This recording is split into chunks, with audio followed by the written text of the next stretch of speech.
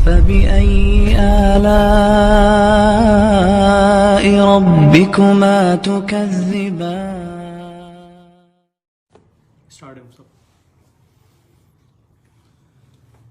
بسم اللہ الرحمن الرحیم.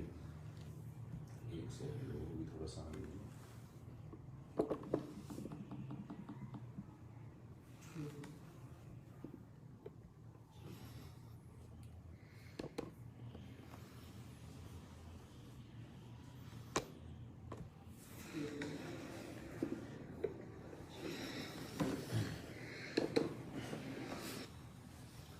بسم اللہ الرحمن الرحیم.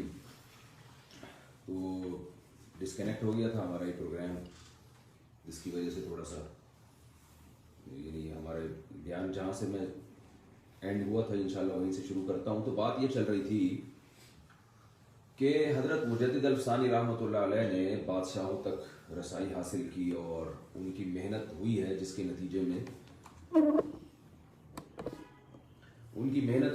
نتیجے میں ہندوستان میں ایک انقلاب آیا. تو میں اس کر رہا تھا کہ یہ جو تین ہمارے ڈپارٹمنٹ ہے نا، ایک بیوروکریسی، ایک فوج ہے اور ایک عدلیہ. تو میں وہ لاہور میں جو کہہ رہے تھے نا کہ میں نے یہ لاہور کے ہائی کورٹ کے جج نے غلط فیصلہ کیا ہے اور یہ کیا اور وہ کیا، تو میں نے ان سے کہا کہ آپ اگر سسٹم صحیح کرنا چاہتے ہو تو سسٹم صحیح کرنے کا یہ طریقہ نہیں ہے کہ فلاں غلط ہے، فلاں نے یہ کر دیا، فلاں نے یوں کر دیا. سسٹم کو صحیح کرنے کے لیے آپ نے کیا کردار ادا کیا ہے؟ آپ کا کردار یہ ہونا چاہیے کہ اللہ نے آپ کو اگر اولاد دی ہے تو آپ ابھی سے ویژن بناؤ، پلاننگ کرو. تو بات اس پہ چل رہی تھی کہ بغیر پلاننگ کے ہمارے ہاں جو بھی ہو رہا ہے. دیکھیے نبی صلی اللہ علیہ وسلم نے درخت لگانے کی ترغیب دی، اس میں پہلے سے پلاننگ ہے نا کہ میں جب یہ لگاؤں گا تو میں مر بھی سکتا ہوں، کوئی مسئلہ نہیں اگر میں مر گیا. وجہ کیا ہے؟ اگر میں مر بھی گیا تو میرے بعد لوگ اس سے فائدہ اٹھائیں گے. تو جو بھی علم آپ حاصل کر رہے ہیں، چاہے وہ کال آ رہی صحیح چل رہا ہے تو جو ہے یہ بار بار چونکہ ڈسکنیکٹ ہو رہا ہے تو بولنے میں اس لیے پھر بڑی پرابلم ہوتی ہے.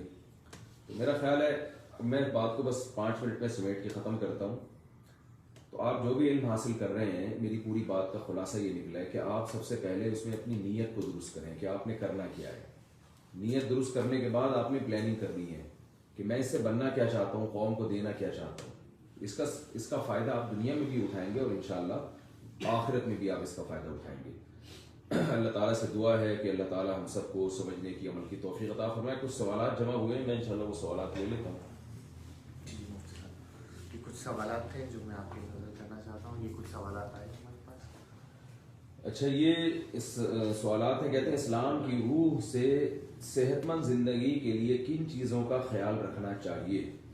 اچھا، یہ جو میرا بیان ہوا ہے نا، یہ تھوڑا سا ادھورا ہوا ہے کیونکہ بار بار ڈسکنیکٹ ہونے کی وجہ سے آدمی تھوڑا سا ظاہر ہے وہ نہیں ہے جو ایک روانگی کے ساتھ جو بات ہوتی ہے وہ نہیں ہوتی. پھر اس کو ہم دوبارہ کسی اور ٹائم پہ رکھ لیں گے. ہو سکتا ہے نیکسٹ سنڈے ہم یونیورسٹی کے لوگوں کو، لڑکوں کو، جو لڑکے اور لڑکیوں کو جو میں پیغام دینا چاہتا ہوں وہ میں نے بھی میسج ڈلیور نہیں کیا ہے، تو ہم اس کے لیے اگلے ہفتے دوبارہ کر لیں گے انشاءاللہ. تو اچھا، ابھی کچھ سوالات کے میں جوابات دے دیتا ہوں. اسلام کی روح سے صحت مند زندگی کے لیے کن چیزوں کا خیال رکھنا چاہیے؟ دیکھیں، 2 چیزیں. میرا ایک آڈیو بیان بھی ہے انٹرنیٹ پر، اسلام اور صحت. تو اس میں نے یہ بتایا کہ اسلام صحت کے بارے میں بہت حریص ہے، بہت زیادہ موٹیویٹ کرتا ہے مسلمانوں کو کہ اپنی صحت کا خیال رکھیں. اس پہ کیا دلائل ہے یہ بھی ٹاپک نہیں ہے. اسلام نے صحت کے بارے میں اصول کیا بیان کیے ہیں جو آج میڈیکل سائنس کہتی ہے. میرے چونکہ بڑے بڑے ڈاکٹروں سے دوستیاں ہیں، سلام دعا ہے، حکیموں سے بھی کچھ سلام دعا ہے، ہومیوپیتھک ڈاکٹرز بھی ہیں جان پہچان والے. تو جب انسان کا تجربہ بڑھتا ہے، تعلقات بڑھتے ہیں، تو ظاہر ہے اس کی نالج بھی خود بخود بڑھتی ہے. تو صحت کے حوالے سے اگر آپ صرف 2 چیزوں کو فوکس کر لیں جو اسلام کا بھی حکم ہے، میں پہلے وہ حدیث سنا دیتا ہوں، پھر اس حدیث کی روشنی میں بات کروں گا تو انشاءاللہ زیادہ اچھی طرح سمجھ میں آئے گی. ایک بادشاہ نے رسول اللہ صلی اللہ علیہ وسلم کے پاس اس زمانے کا ایک حکیم بھیجا کہ بھئی یہ لوگوں کا فری میں علاج کرے گا. تو وہ حکیم سارا دن بیٹھ کے مکھیاں مارتا رہتا تھا، کوئی پیشنٹ ہی نہیں آتا تھا اس کے پاس. کیونکہ میرے استاذ نے جب یہ واقعہ سنایا تو وہ حکیم کو مکھیاں مارنے سے ہی تعبیر کیا انہوں نے، تو میں بھی انہی کے الفاظ میں یہ دہراتا ہوں. وہ حکیم سارا دن بیٹھ کے مکھیاں مارتا رہتا، اس کے پاس کوئی پیشنٹ ہی نہیں آتا. تو بڑا حیران ہوا کہ یار ان لوگوں کی صحتیں بڑی خاندانی قسم کی صحتیں ہیں, یہ کیا کھاتے ہیں, کیا کرتے ہیں, کوئی بیماری نہیں ہوتا ان میں. تو اس نے اس وقت جو صحابہ کرام کی خوراک پہ ریسرچ کی, انہوں نے کہا یہ کھاتے کم ہیں, جب تک بھوک نہ لگے یہ کھاتے نہیں ہیں, اور تھوڑی سی بھوک باقی ہوتی ہے تو کھانا چھوڑ دیتے ہیں. تو اگر آپ اپنی صحت کو مینٹین رکھنا چاہتے ہیں تو آپ کو اپنا وزن نہیں بڑھنے دینا, اور وزن نہ بڑھانے آپ کم کھائیں اس سے پہلے کہ آپ کو دنیا چھوڑنی پڑ جائے. جب آپ کم کھانے کا سوچتے ہیں نا تو انسان کہتا ہے یار کھانے کے لیے تو ہم پیدا ہوئے ہیں, ہم کم کیسے کھائیں. تو یہ سوچا کریں کہ آپ جس اسپیڈ سے کھا رہے ہیں تو آپ کو بہت جلد دنیا چھوڑنی پڑے گی. اس کا نتیجہ یہ نکلے گا کہ آپ کھانے پینے کے قابل نہیں رہیں گے. تو تھوڑا تھوڑا کر کے لانگ ٹائم تک کھاتے رہیں, 90-95 سال تک کھاتے رہیں. یہ اس سے بہتر ہے کہ ایک دن میں اتنا طبیعت سے آپ بھوڑ پھاڑ کے برابر کر دیں حساب کتاب. تو ایک تو آپ نے یہ کرنا ہے کہ کھانا کم ہے, اور دوسری بات یہ کہ ایکسرسائز میں بہت ساری ایکسرسائز ہیں. جم بھی لوگ جاتے ہیں اور جاگنگ بھی کرتے ہیں. میں سب سے بہتر ایکسرسائز ہے جاگنگ کو فوکس کرنا ہے. میں یہ اپنی یوں سمجھیں کہ 10-15 سال کے تجربے کا نچوڑ بتا رہا ہوں آپ کو. خود میں ان اصولوں پر عمل نہیں کرتا, تو میری صحت بھی اتنی معیاری نہیں ہے, لیکن نالج ایک الگ چیز ہے نا, انسان کو پتا ہوتا ہے. صحابہ کرام سارے پھرتیلے تھے. سلمہ ابن اکوع رضی اللہ تعالیٰ عنہ ایک صحابی تھے جن کی اسپیڈ گھوڑے سے تیز تھی. آپ نے شعیب اختر کا نام سنا ہوگا, جس کا لوگوں نے پیار سے اسپیڈ اختر کہتے ہیں اس کو. میرا خیال ہے وہ بھی گھوڑے سے تیز شعیب اختر بھی نہیں بھاگتا ہوگا, اور شعیب اختر کے تو گھٹنے جواب دے گا اتنی بھاگ بھاگ کے. لیکن ایسے صحابہ ہمیں ملتے ہیں کہ جن کی رفتار گھوڑے سے بھی تیز تھی. صحیح احادیث میں اس کا تذکرہ ملتا ہے. تو آپ نے جاگنگ کو فوکس کرنا ہے. اور دوسری چیز, ایک ہمارے آرمی میں دوست ہیں, میجر ہیں, تو انہوں نے مجھے ایک چیز ایڈ کروائی کہ جاگنگ کے ساتھ اسپورٹ کوئی بھی کھیل آپ کھیلیں جس میں آپ کی ایکسرسائز, جیسے فٹ بال ہے, ٹینس ہے, جو لانگ ٹینس ہوتا ہے, اس طرح کا کوئی بھی کھیل آپ اپنی روزمرہ کی روٹین میں آپ کو لازمی رکھنا ہے, ورنہ مر جائیں گے آپ. میں آپ کو لکھ کے بتا دوں, اگر آپ کوئی ڈائری وائری ہے تو میں لکھ کے سائن کر کے دے دیتا ہوں, بہت جلدی مر جائیں گے آپ. تو حکیم سعید صاحب کو آپ دیکھیں 78 سال میں بھی وہ روزانہ ٹینس کھیلتے تھے, 1-2 گھنٹے کھیلتے تھے وہ. 78 یعنی 80 میں 2 کم. اتنی عمر میں ایک آدمی 2 گھنٹے ٹینس کھیل رہے ہیں. تو اگر آپ کھیلتے رہیں گے نا تو کھیلتے رہیں گے. اگر آپ نے کھیلنا چھوڑ دیا تو آپ بیٹھ جائیں گے ہمیشہ کے لیے, پھر پولیس بھی آپ کو نہیں اٹھا سکتی. یاد رکھیں, کچھ لوگ ایسا بیٹھے ہیں کہ پولیس بھی اٹھانے کی کوشش کر رہی ہے, وہ کہتے ہیں ایسے ہی اٹھا کے اسٹیشن پہ ہمیں لے جاؤ, ہم نہیں جا سکتے, تھانے بھی نہیں جا سکتے, تھانے جانے کے قابل بھی نہیں بچے. تو آپ نے جاگنگ کو اور اسپورٹ کو جو ہے نا فوکس کرنا ہے. ہمارے یہاں کھیل کیا کھیلے جا رہے ہیں, PUBG کھیلا جا رہا ہے, اور وہ اس سے کچھ بھی نہیں ہوگا. اس سے آپ کا کولیسٹرول لیول کم نہیں ہوگا, بلکہ جو آپ کو ٹینشن میں آتے ہیں نا, اس سے کولیسٹرول آپ کا اور بڑھ جائے گا, اور زیادہ ڈپریشن میں جائیں گے آپ. ویڈیو گیم اور یہ اس طرح کے جو گیم ہوتے ہیں, ان سے صحت برباد ہوتی ہے. آپ نے ایسے کھیل کھیلنے ہیں جس میں بھاگم دوڑی ہو, جو دیسی زبان میں آپ اسے کہیں, بھاگتا ہو. میں جن مفتیوں سے میں نے پڑھا ہے, جن بزرگوں سے میں نے پڑھا ہے, وہ بہت ایکٹیو تھے اور ایکٹیو ہیں. میرے جو شیخ ہے نا, میرے پیر و مرشد جن سے میں بیعت ہوں, پیر و مرشد کا تو ہمارے عجیب ہی تصور ہے نا, میں جن پیر و مرشد سے بیعت ہوں, میں ابھی جن سے بیعت ہوں, وہ انتہائی عبادت گزار ہیں. آپ ان کی عبادت دیکھیں, آپ حیران ہو جائیں گے. لیکن 2 سے 2.5 گھنٹے تیز واکنگ آج بھی ان کا معمول ہے. بہترین سوئمنگ جانتے ہیں وہ, والی بال بہترین کھیلتے ہیں. اب آپ کہیں گے یار یہ بزرگ ہیں, والی بال کھیلتے ہیں اور چلتے ماشاءاللہ رفتار سے. آپ ان کی سوئمنگ دیکھیں گے, آپ حیران ہو گئے. ایک زمانے میں روزانہ ان کا سوئمنگ کا معمول تھا. تو اللہ کا شکر ہے, میرا جن علماء سے تعلق ہے وہ سارے ایکٹیو ہیں الحمدللہ. میرے ایک استاذ والی بال کے چیمپئن ہیں, یعنی چیمپئن سے یہ نہیں کہ ٹیلی ویژن میں تو نہیں آتے نا, یعنی کوئی کھیل نہیں سکتا ان سے, اتنے ماہر ہیں. اور جن بزرگ سے میں بیعت تھا, جن کا انتقال ہو گیا, مفتی رشید احمد صاحب رحمہ اللہ تعالی, وہ اتنے زیادہ ایکٹیو تھے کہ لڑائی میں ہاتھ پاؤں توڑ دیا کرتے تھے وہ. یعنی ان کے جب بھی کسی سے پھڈا ہوا ہے نا, تو وہ اس کی کلائی ٹوٹی ہے یا کچھ نہ کچھ ہوا ہے. پہلوانوں کے ساتھ ان کی لڑائیاں ہوئی ہیں, ناحق نہیں کسی کو مارتے تھے, لیکن اتنے ایکٹیو تھے وہ, اتنی صحت تھی ان کی. اور ظاہر ہے واکنگ, جاگنگ اور یہ ان سب چیزوں سے انہوں نے اپنے آپ کو مینٹین کیا ہوا تھا. تو یہ مرد کے لیے بھی ضروری ہے, خواتین کے لیے بھی. ہاں, اسلام نے عورت کو پردے کا حکم دیا ہے, تو خواتین بھی یہ جسمانی ایکٹیویٹی کریں, لیکن پردے کی پابندی کے ساتھ. آج کل گھر ہوتے ہیں چھوٹے, کھانے کی اسپیڈ ہماری وہی ہے جو پہلے تھی. اب جیسے پہلے زمانے میں اگر کوئی خاتون صبح ناشتے میں 2 پراٹھے کھاتی تھی تو وہ 2 پراٹھے کھا کے پھر وہ گاؤں دیہاتوں میں اتنا چلنا پھرنا، آج پراٹھوں اتنے 2 کے بجائے 4 ہو گئے ہیں، اور اس میں پیزا اور برگر جیسی چیزیں بھی آ گئی ہیں جو ٹوٹلی کیا کہتے ہیں آپ کو کاربوہائیڈریٹ ہے، وہ تو یعنی سوائے شوگر کے اس میں کچھ بھی نہیں ہے. لیکن آپ ایکٹیویٹی دیکھیں، یہاں سے بس میں بیٹھے کالج چلی گئی، وہاں سے بیٹھے کرسی پہ بیٹھے بیٹھے وہی پڑھ رہے ہیں بس، اور پھر وہاں سے گھر آ گئے. تو اس سے زیادہ کوئی چلت پھرت ہوتی نہیں. آپ دیکھیں پہلے علماء نے اتنا اہتمام کیا ان چیزوں کا. بہشتی زیور مولانا اشرف علی تھانوی رحمۃ اللہ علیہ کی کتاب ہے، وہ انہوں نے خواتین کے لیے لکھی تھی ہندوستان میں. تو انہوں نے خواتین کو لکھا کہ گھر کی چھت پہ سیڑھیوں کے ذریعے روزانہ 8-10 دفعہ اوپر جایا کرو اور نیچے آیا کرو. یعنی علماء نصیحت کر رہے ہیں ہندوستان کی عورتوں کو کہ آپ جو گھر کی جو سیڑھیاں ہیں نا چھت پہ جانے کے لیے، کچھ نہیں تو آپ اسی پہ 10-20 دفعہ یعنی اوپر جائیں اور نیچے آئیں. تو اپنے آپ کو آپ نے جسمانی طور پر ایکٹیو کرنا ہے. میں اکثر دیندار لوگوں سے کہتا ہوں اگر اللہ نے آپ کو وسائل دی ہیں تو آپ جو مشین ہے نا، جو جاگنگ مشین ہوتی ہے، وہ گھر میں لا کے رکھ لیں تاکہ آپ کی جو باپردہ خواتین ہیں وہ گھر کے اندر ہی وہ ایکسرسائز کر سکیں. اس کے بغیر اس زمانے میں صحت کو مینٹین رکھنا ناممکن ہے. کوئی معجزہ ہو جائے گا تو بچ جائے گا، کیونکہ اسپیڈ کھانے کی بہت تیز ہے ہماری، اور ایکٹیویٹی جو اس کو انرجی کو یوٹیلائز کرنے کا ہمارے پاس کوئی ذریعہ نہیں ہے. یوٹیلائز ہو رہی ہے پب جی میں اور کیرم بورڈ میں اور یہ اسنوکر کلب میں. آپ دیکھیں لڑکے ڈبو بھی کھیل رہے ہوتے ہیں، اس میں کچھ بھی نہیں ہوتا. تو یہ 2 چیزوں کو اگر آپ فوکس کر لیں گے، اور یہ قرآن و سنت سے بھی ثابت ہے کہ آپ کی خوراک ذرا کم ہو اور آپ انرجی کو یوٹیلائز کریں اپنی، تو انشاءاللہ اس سے سارے. آپ دیکھیں میں آپ کو ایک بات بتاؤں، آپ کی صحت اگر اچھی ہو گئی نا، آپ کو زندگی میں جینے کا مزہ آنا شروع ہو جائے گا. آپ کہیں گے ابھی ہماری صحت میں کیا خرابی ہے، آپ کو پتہ نہیں آپ کی میں بہت ساری چیزیں گڑبڑ ہو چکی ہیں، وہ تو ابھی وقت کے ساتھ ساتھ ظاہر ہوں گی. بہت ساری چیزیں آڑی ترچی ہو چکی ہیں، آپ کو پتہ نہیں چل رہا ہے. لوگ سمجھ رہے ہوتے ہیں ہم صحت مند ہیں نہیں صحت مند. آپ کچھ دن اس روٹین پر عمل کر کے دیکھیں. صبح فجر کے بعد آپ کچھ دن جاگنگ کریں اور آپ دیکھیں آپ کا دن کتنا اچھا گزرتا ہے. تو آپ ایسی فریشنس آپ کو محسوس ہوگی. تو اس کا بہت خیال کرنا چاہیے.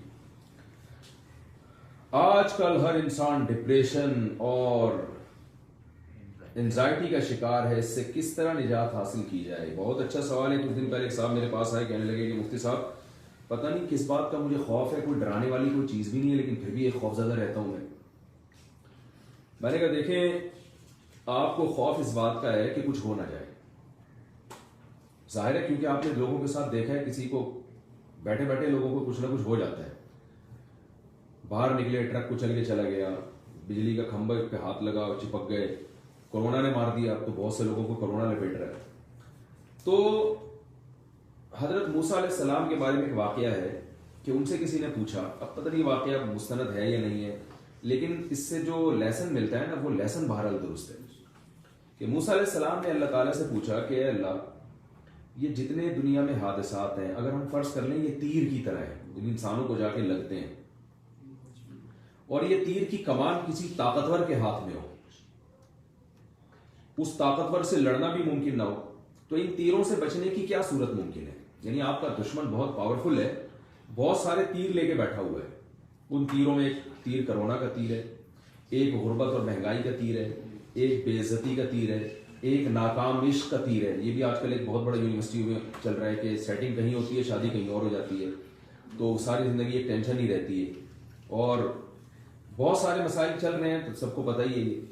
تو جس سے سیٹنگ چاہتے ہیں اس سے ہو نہیں رہی. تو یہ لڑکے لڑکیوں کا ایک مسئلہ ہے، بہت ساری یعنی ہماری چاہتیں اس دنیا میں پوری نہیں ہوتی ہیں.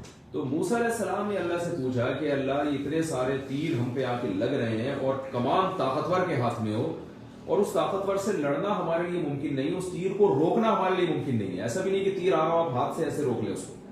تو ان تیروں سے بچنے کا کیا حل ہے؟ تو کہتے ہیں اللہ تعالیٰ نے فرمایا کہ تیر چلانے والے سے دوستی کر لو. جس کے ہاتھ میں تیر ہے نا، جو پھینک رہا ہے تیروں، اس سے دوستی کر لو، اس سے بھائی اس کے سامنے عاجزی انکساری کر لو. تو یہ جتنے بھی حوادث ہمیں ملتے ہیں جس کی وجہ سے ہم اسٹریس میں ڈپریشن میں جاتے ہیں، یہ اللہ کی طرف سے ہوتے ہیں. تو اللہ سے انسان دوستی لگا لے، اور اللہ سے دوستی کے بعد یہ فرض کر لے کہ اب جو ہوگا میرے ساتھ صحیح ہوگا. یعقوب علیہ السلام سے اللہ نے بچپن میں بچہ چھین لیا، ساری زندگی روتے رہے لیکن اسٹریس میں نہیں گئے، ڈپریشن میں نہیں گئے. کیوں؟ انی اعلم من اللہ ما لا تعلمون. یہ کہتے تھے میں اللہ کے بارے میں وہ کچھ جانتا ہوں جو تم نہیں جانتے. یہ اللہ نے مجھ سے میرا بچہ چھینا ہے، کوئی فائدہ ہے اس سے. تو اللہ نے مصر کا بادشاہ بنا کے بچے کو واپس کیا کہ لو بھائی یہ مصر کے بادشاہ بن گئے.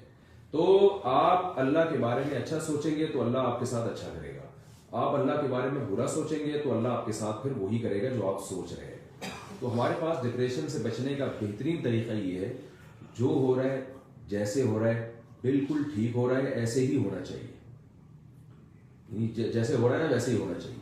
تو میں لوگوں سے ایک بات کہتا ہوں کہ زیادہ سے زیادہ آپ مر جائیں گے نا، یہی ہوگا آپ کے ساتھ، موت سے بڑی تو کوئی ناکامی نہیں ہے۔ تو جب مر جائیں گے تو وہ تو مرنا ہے ویسے ہی، تو تقدیر پہ راضی کیوں نہ ہو جائے انسان کہ یار یہ دنیا نام ہی اسی چیز کا ہے، یہاں یہ ہوگا سب کچھ۔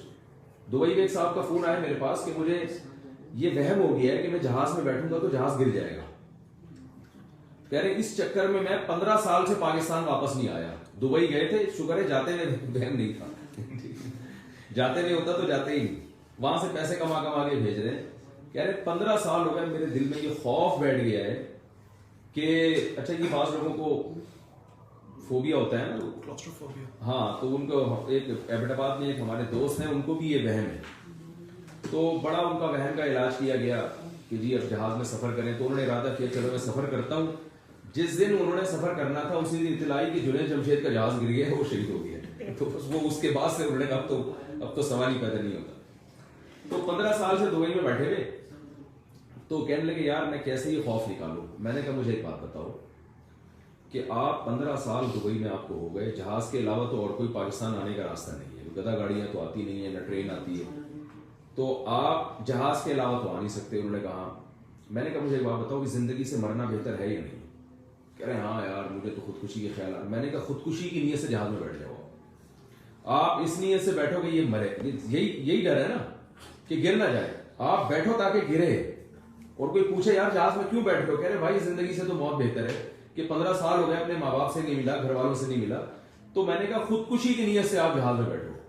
تو کہہ رہے ہیں آپ کو بڑے متاثر ہونا کہ یہ تو بڑی زبردست بات ہے، مرنے کی نیت سے۔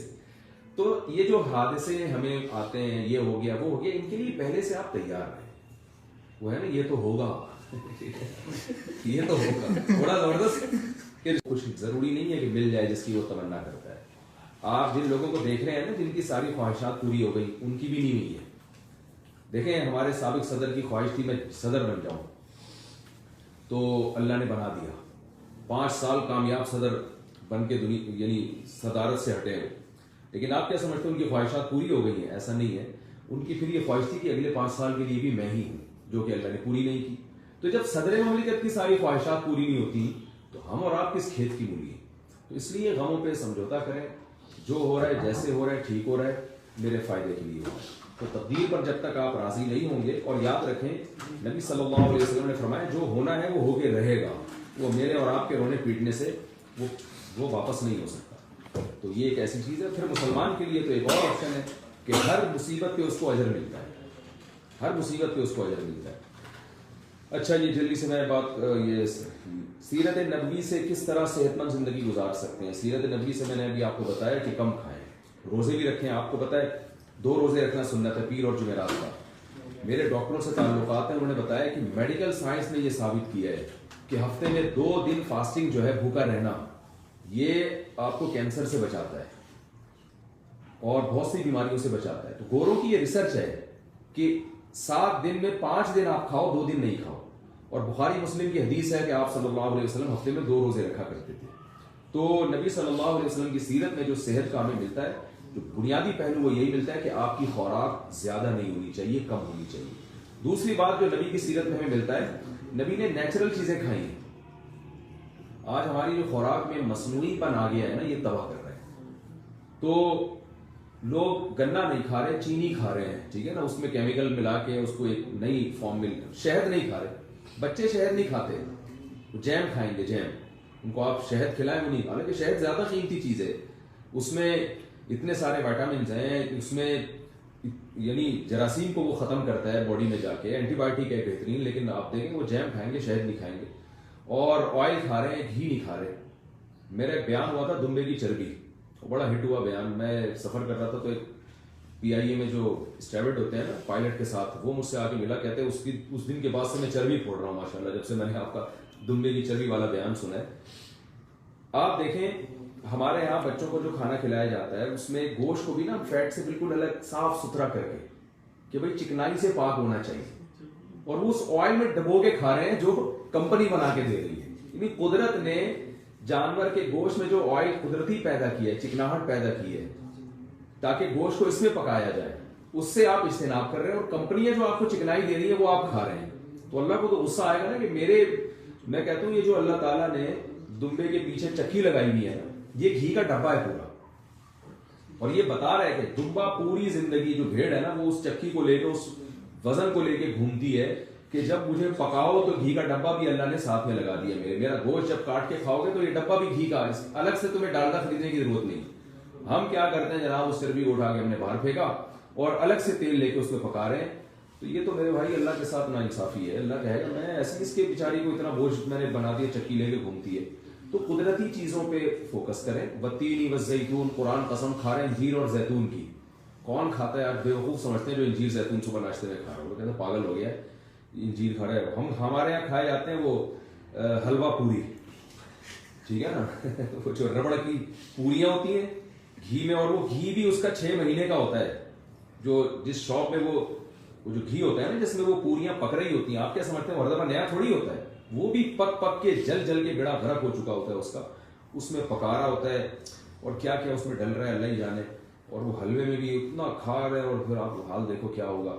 میں تو کہتا ہوں یہ اللہ کی قدرت ہے جو ابھی تک بچے ہوئے ہیں, ورنہ اپنے آپ کو مارنے کا ہم نے کوئی ذریعہ چھوڑا نہیں تھا. تو قرآن میں انار کی مثال دی گئی ہے. نبی صلی اللہ علیہ وسلم نے فرمایا ہر انار میں ایک دانہ جنت کا ہوتا ہے. یعنی یہ انار کی ترغیب ہے کہ انار اتنی مبارک چیز ہے کہ اس میں ایک دانہ جنت کے انار کا ہوتا ہے. اس لیے انار پورا کھانا چاہیے. کون کھاتا ہے انار؟ ہاں آپ نیسلے کے ڈبے خرید کے پی رہے ہو گے انار کے جوس, ٹھیک ہے وہ بھی ٹھیک ہے, لیکن یہ کہ وہ نیسلے وہ آپ کو قدرتی چیز نہیں دے سکتا جو آپ کو انار دے رہا ہے, جو قدرت نے پیدا کیا ہے. اس کی پیکنگ بھی قدرت نے کی ہے, اللہ کی طرف سے پیکنگ ہے. تو پھل کھائیں اور یہ چیزیں کھائیں, آپ بازاری چیزوں سے اپنے آپ کو بچائیں. کل میں نے ایک نکاح پڑھانا تھا, میں گیا تو انہوں نے مجھے کہا کہ مفتی صاحب آپ کیا کھائیں گے. میں نے کہا میں کچھ بھی نہیں کھاؤں گا, میں نکاح پڑھا کے پتلی گلی سے نکلوں گا. انہوں نے کہا تو بڑی آپ ہمارے مہمان ہیں اور یہ تو ہمارے لیے بڑی بے عزتی کی بات ہوگی, اور جوس منگواؤ مفتی صاحب کے لیے جوس منگواؤ. میں نے کہا بھائی میں جوس نہیں پیوں گا. انہوں نے کہا نہیں وہ مفتی صاحب شرما رہے ہیں اور وہ منگواؤ جب بہت زیادہ کیا. میں نے کہا لڑائی ہو جائے گی یہاں پہ, میں آپ کو بتا رہا ہوں میں جوس نہیں پیوں گا, میں نہیں پی سکتا, میں پیتا ہی نہیں ہے جوس. تو جب میں نے دھمکی دی ہے نا تو وہ ڈرے ہیں, ٹھیک ہے, پھر سوری کرنے لگے. تو مسئلہ یہ ہے کہ ہم جہاں جا رہے ہیں جوس, یہ جو آپ کو جوس پلایا جا رہا ہے نا انار کا اور انگور کا, آپ اس خوش فہمی ہوتے ہیں کہ یہ انگور کا جوس ہے. یہ اصل میں وہ میں نے بچپن میں عمر شریف کا ایک لطیفہ سنا تھا, آڈیو کیسٹیں آیا کرتی تھی اس وقت, تو وہ بچپن کی چیزیں یاد رہ جاتی ہیں. تو عمر شریف کا نام تو سب نے سنا ہوگا, تو بچپن میں آڈیو کیسٹیں آیا کرتی تھیں اس کی. تو وہ بتا رہا تھا کسی دوست کو کہ میرے ابا بہت سخی ہیں. کیسے سخی ہیں بھائی؟ کہا میرے ابا روزانہ حلیم کی دیگیں بنا کے پورے فلیٹ میں تقسیم کرتے ہیں. اچھا یار تو بہت سخی ہیں, کیسے کرتے ہیں جی؟ اس نے کہا وہ حلیم کی اتنی بڑی دیگ لی, بس دیگ بڑی ہوتی ہے, اس کو پانی سے بھرا, اس میں 11 دانے چاول کے, 11 دانے دال ماش, 11 دانے دال چنا, 11 حلیم کی جو چیزیں نا 10-10 11 دانے. وہ کہہ رہا ہے یار یہ کیسا حلیم ہے جس میں 10-10 11 دانے ڈالے جا رہے ہیں. اس نے کہا گوشت زیادہ ڈالتے تھے. اچھا بھائی گوشت, چلو گوشت کتنا کہہ رہے, 40 کلو گوشت. ارے یار اتنی دیگ میں 40 کلو گوشت کیسے ڈالتے تھے؟ کہتے پرچی پہ لکھتے تھے 40 کلو گوشت, پرچی ڈال دیتے تھے اس کے اندر, اسی سے ٹیسٹ آ جاتا تھا. تو یہ جو آپ کو جوس کے ڈبے مل رہے ہیں نا اس میں کہ انگور کا جوس ہے, اس میں اصل میں پرچی پہ انگور لکھتے ہیں, گریپس لکھا اور پرچی ڈال دی, تو اس سے تھوڑا سا جو ٹیسٹ آ جاتا ہے. لوگ کہتے ہیں ماشاءاللہ انگور کا جوس ہم پی رہے ہیں.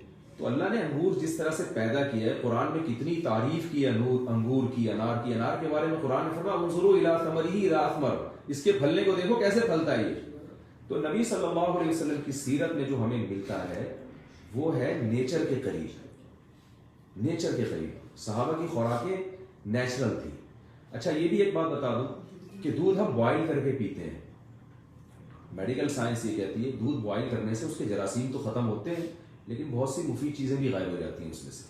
نبی صلی اللہ علیہ وسلم کی جو سیرت میں ہمیں ملتا ہے, آپ نے دودھ نکالا اونٹنی کا اور فوراً پیا ہے, تازہ دودھ, فریش ملک جسے کہتے ہیں. فریش ملک وہ نہیں ہے جو ڈبوں کا دودھ ہے, ڈبوں کا دودھ فریش نہیں ہوتا.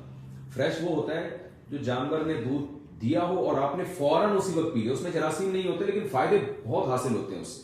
تو میں لوگوں کو ترغیب دیتا ہوں کہ یار جانور پالیں, گھر میں بکری پال لیں, نہیں آپ سے پالی جاتی ہے, اگر اللہ نے وسائل دیے تو کوئی ملازم رکھ لیں. لیکن یہ جو آپ بازار کی چیزیں کھا رہے ہیں نا, یہ صحت کو خراب کر رہی ہے.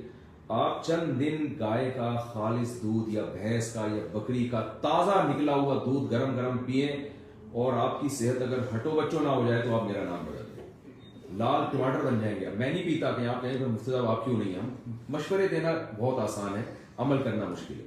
تو میرا تو بکریوں کا پنجرا تھا, وہ یہاں ان لوگوں نے غائب کر دیا ہے, تو وہ پنجرا لے کے میں گھوم رہا ہوں, کیونکہ بکری پالنے کے لیے جگہ بھی تو چاہیے نا. تو وہ گلی میں باندھتے ہیں, تو 2 بکریاں میری چوری ہو چکی ہیں, تو بڑی خاندانی قسم کی بکریاں تھیں.